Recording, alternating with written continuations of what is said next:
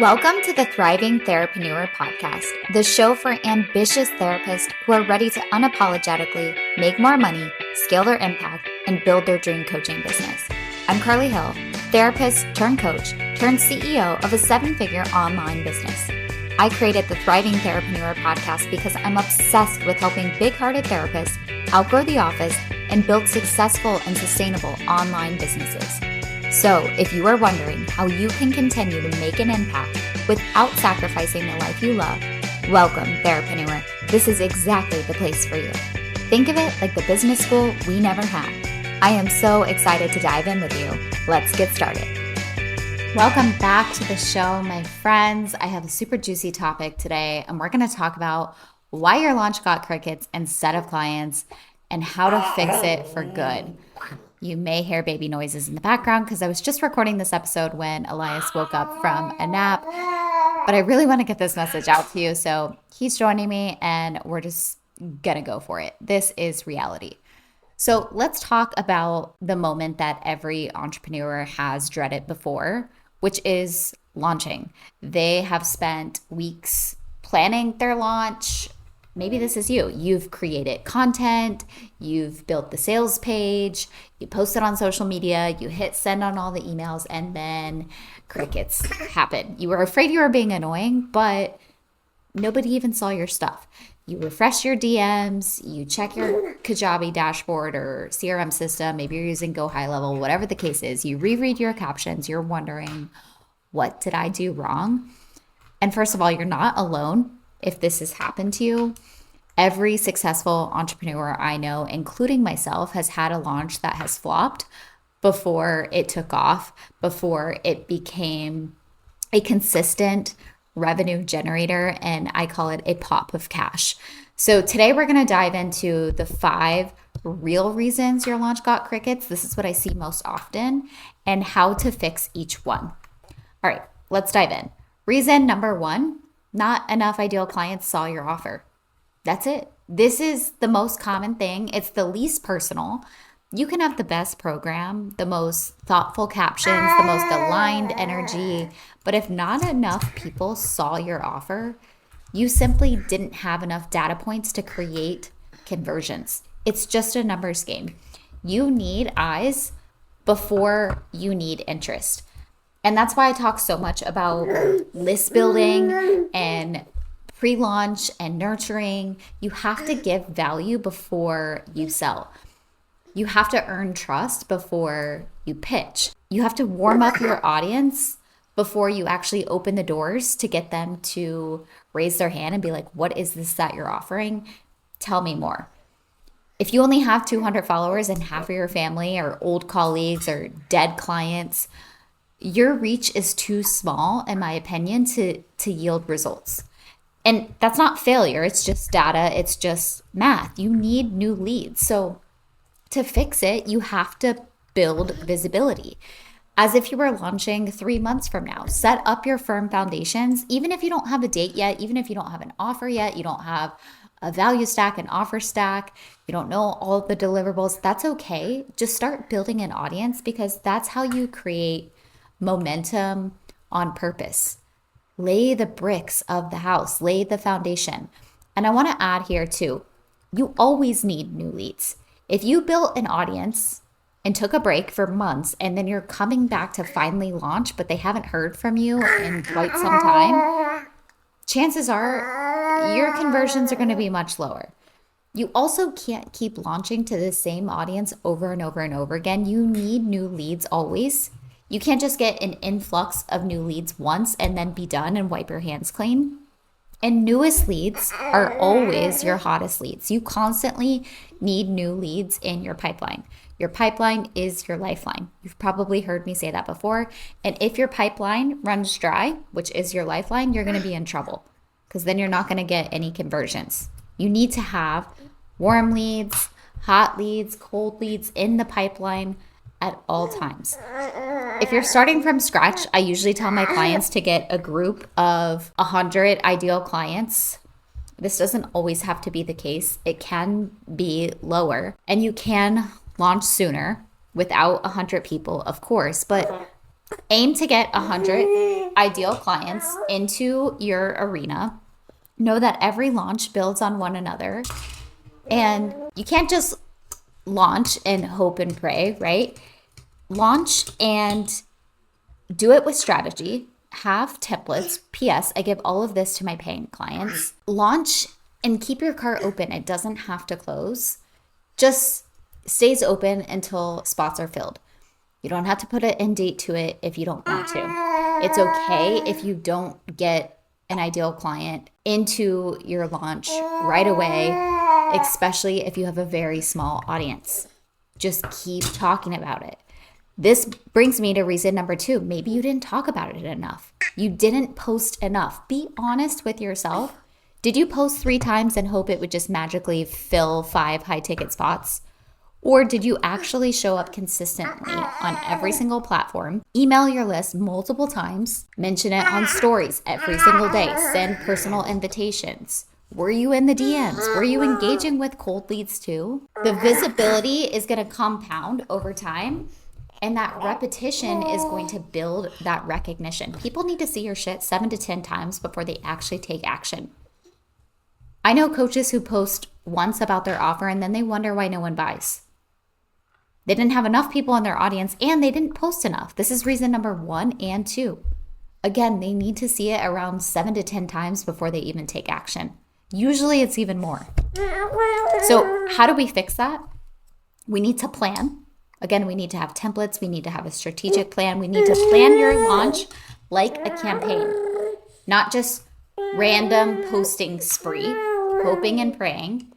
You need to map out, I would recommend 7 to 10 touch points across different channels. So that's reels, stories, lives, posts, emails. And every single time I say this to my paying clients, they're like, well, that just seems annoying. Like I'm being redundant. If you're not repeating yourself, you're not saying it enough. And the chances that somebody's going to see what you posted on all of those platforms is very rare anyways. People are busy. They need reminders. They will forget about you if you're not top of mind. And hey, if they see it on all platforms, great. That's awesome. That's exactly what we want. So if you want consistent sales, you need to have consistent visibility. Most people don't bite until the end of a launch anyways when they're using ethical, okay? I'm saying ethical scarcity and urgency. This is just sales psychology 101. It's built in. And I promise you're not being annoying. You're just doing your job. The warmest leads come from people who have already experienced you, who have got a taste of trust from you. So post and let them get to know you and experience you. Build that likability, build the trust. Get them to know not only you, but know that you can solve their problem. Are you going live? Are you giving value? Not just posting for shits and gigs, but posting to get them to move along in the client journey. The reason that so many launches underperform, in my opinion, is the nurturing stopped months before the selling began. You focused so much on just getting leads and nurturing, but then you stopped when you went to go focus on the launch. You had a pause, and then when you went to actually launch because you stopped nurturing, then your launch fell flat. Always, at any given time, you need to have your hand in all 3 buckets. You need to be getting new leads, you need to be nurturing the leads, and you need to be monetizing the leads. Don't wait for launch week to show up. No, you have to launch like a leader. You have to have a planned launch. Your audience should already feel like they know you and trust you and want more of you by the time the cart opens. I want you to dangle the carrot too. Part of launching is promoting the launch. I always say promo the promo. Let me just pause and say this episode is very chaotic right now. My vacuum is going off because my housekeeper is here and I'm trying to keep a baby entertained, but I'm pretty proud of myself. And my husband just walked in the door and he's like, what the fuck are you doing? But we're going to keep going. Reason number 3, you didn't create urgency or scarcity. Let's talk about sales psychology 101, just as I was talking about urgency and scarcity. If your audience didn't feel a reason to act right now, they probably didn't act at all. We're humans, and humans are motivated by momentum and consequence. Bonuses, deadlines, incentives. When I say consequence, this means that people are always buying their way out of something, not into something. There's a consequence in their life if they don't work with you. What is that? And how are you portraying that in your messaging? How are you relaying that message? Did you give them a reason to say yes today? People are always wondering, and you have to play devil's advocate, what's in it for me? Did you give them a reason to say yes? Could they see what was in it for them? Was there a bonus, a discount, a door closing date? Because enroll anytime, that energy doesn't sell and it doesn't push people. Now, we're not being salesy. I have a whole different episode on that. Okay. Sales is a very noble position, but people buy when there's tension. That feeling of, oh, wow, I need to decide now or I'll miss out. People don't buy when they understand. They buy when they feel compelled. Every launch needs an internal reason to move now. That bonus expiring, a spot limit, a transformation that starts on X date, limited time bonuses. If you enroll between this date and this date, you get XYZ bonus. Scarcity done with integrity isn't pressure. It's really just giving them a permission slip now. It's pushing them. They've been on the edge of their seat. They've been a silent lurker for quite some time. And now they're giving themselves the permission slip because the offer is so damn good they can't say no to it. It helps someone finally make the decision that they've been putting off. And that's how you show them that you're the right coach for them. This is your first coaching moment, actually. This is your first opportunity to move into the leadership role for them and help them get the transformation that they so desire. Momentum is contagious. Momentum breeds momentum. That's what I always say. So your audience takes cues from your certainty and structure. How do you fix this problem when maybe you didn't create urgency and scarcity before? Just add an incentive. Add an irresistible incentive. Now, this doesn't mean discount your stuff because we don't want people to get the message and memo that what you're offering is it's negotiable. It's not. Instead, I would rather have you add bonuses and incentives, a fast action bonus, an expiring offer, a limited number of VIP spots. Create a reason for them to move.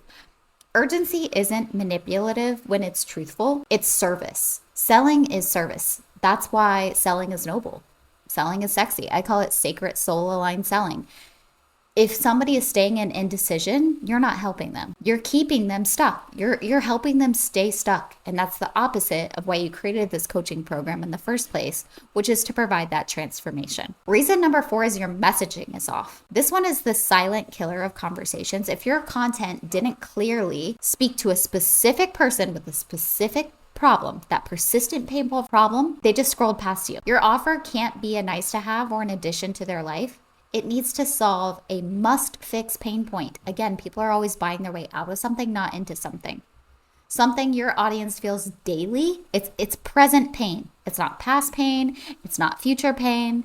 Now, yes, everybody has past pain, present pain, and future pain. And that's important to know. I talk about that when I'm teaching my clients how to do market research. But it needs to be something your audience feels daily and wants relief from right now. And if your post could apply to anyone, it lands to no one. You have to be specific. Here's the truth about offers. Most of them just aren't irresistible enough. You might have a great transformation, but if it doesn't sound like a no-brainer, people just scroll right past. When you can't describe your offer in one clear sentence, outcome, timeline, result, and then stack so much value that the price feels small compared to the payoff, conversions skyrocket. You have to do this.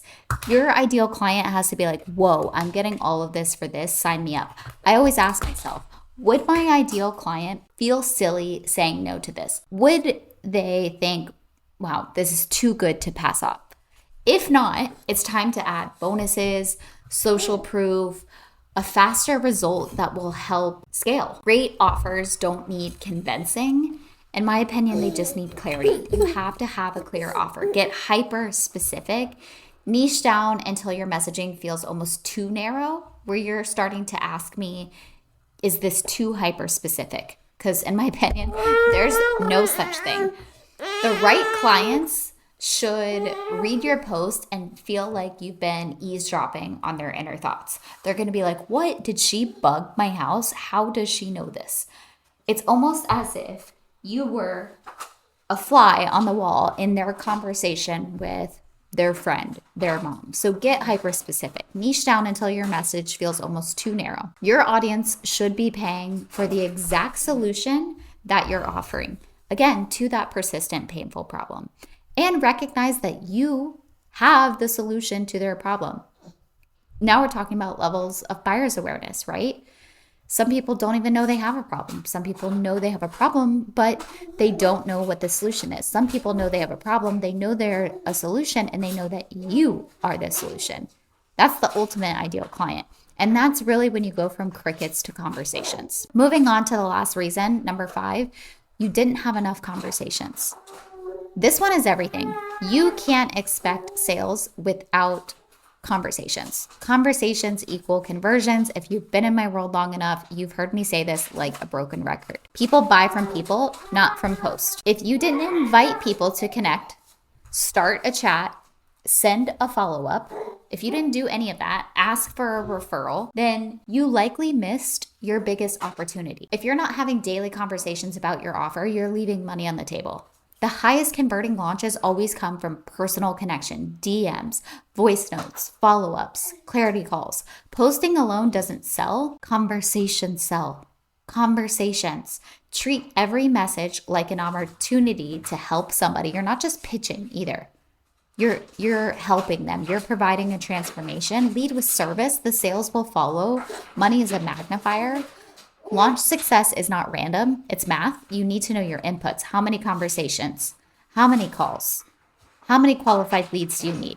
You need to know the numbers to know what it actually takes to fill your program. Most people think that they have a conversation and then it's going to equal a paying client right off the bat. And then they think they have a conversation problem. Like they didn't say the right thing. And yes, sometimes this is the case, but usually it's just a volume problem because most people won't reply. And 20% average close rate in high ticket sales is normal.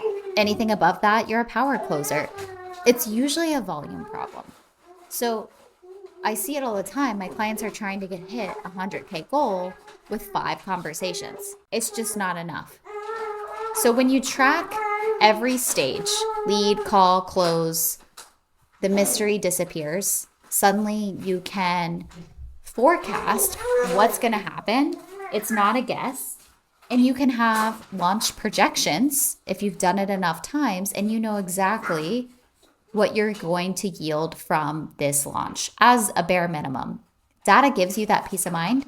You know exactly what lever you need to pull when sales slow down and you want to speed them up again. So to fix this problem, start talking, have conversations, invite questions into your stories, post polls, message past clients, go live, re-engage with warm leads. I know it sounds simple, but not enough of you are doing it. You're trying to overcomplicate this whole launch thing. The easiest sales usually come from the conversations that you haven't even started yet. It's the thing that you're avoiding, but it's the thing that's going to give you the most conversions. Start a damn conversation. That's it. So what do you do if you just live through one of these cricket launches? Number 1, you don't burn it down. Debrief it. What went wrong? What could you fix for next time? I always debrief my launches after each one. This is why I have perfected them over time. So you need to audit your data. You're not a failure just because you got crickets. Okay, you're just gathering information. I always tell my clients, put your detective hat on. Let's figure this out. What went wrong together? Number 2 is extending your runway. Start warming up your audience 30 to 45 days before your next launch. Educate, engage, tease your offer before you ever sell it. Promo the promo, dangle the carrot, remember? Step 3 is simplifying. I just mentioned this. Most people are overcomplicating it. Stick with one strategy and just do it really well. No shiny object syndrome. Step 4 is aligning your energy and your mindset. Don't wait until launch week to manage your stress. Don't leave everything to the last minute where you're scrambling. That is going to impact your energy and your launch and your results. Plan rest days. Delegate your stuff. Plan it out. Batch it. Protect your mindset. Step 5 is connecting. So double your outreach. This simply means conversations, connect conversations, send voice notes, have conversations, show up like a leader, slide in the DMs, follow up. Fortune is in the follow up. Here's the truth. Your audience is not ignoring you. They're waiting for you to show them why your offer is the obvious next step. And you can even make a post about this. Here is why my offer is the obvious next step for you, and here's why you're avoiding it. Proactively overcome their objections. I've lived through every one of these lessons myself. I've had hard launches where I didn't hit the numbers I wanted to. I've poured my heart into it. I've lived through every one of these lessons myself. I've had launches where I poured my heart into it. I've heard nothing but silence. And even now, scaling from 7 to 8 figures, I'm relearning them at a higher level. I'm refining my messaging again. I'm deepening my proximity again. I'm building stronger teams again. I'm auditing our pre-launch system again. It's all about rinse and repeat, visibility strategies, leadership, communication, every level of business. As you master it, it just comes back down to the basics. That's really what it is. It's getting really, really good at the basics at scale with precision and more patience and more people. That's exactly what it is. Basics with more precision, more patience, and more people. The principles never change. The stakes just get bigger. That's what it is. Don't take a quiet launch personally. Launch again. Again, every launch builds on one another. Just take it as an invitation to lead louder, love your message a little harder, become a little more aligned with your mission. So the next time you hear crickets during a launch, just remember, you're not a failure. It's feedback. There is no failure, only feedback. That's what we say in neuro-linguistic programming. Feedback is gold, and we can fix this. We can fix the visibility. We can clarify the messaging. We can create urgency ethically. We can have conversations, and we can watch what happens. If you need help, I'm here. If you want help building your next profitable, calm, scalable launch, this is exactly what we do inside my mentorship. We'll map out your launch strategy, your content plan, your lead generation system so that you can go from crickets to clients. I actually had a course way back when, Crickets to Clients, and it talked about some of these core principles. Crickets to clients with confidence. That's what we're about. Check the show notes for ways that we can work together, and I'll see you in the next episode. Thank you so much for listening to the Thriving Therapreneur podcast. I hope that this episode has inspired you to reduce burnout, work smarter, and see the freedom potential you have as a therapist. We would love to have you inside the Therapist to Coach Accelerator Facebook group, where we have live trainings and cheat sheets on all things marketing, sales, and adding coaching ethically and legally. I am here cheering you on, and I'll see you around.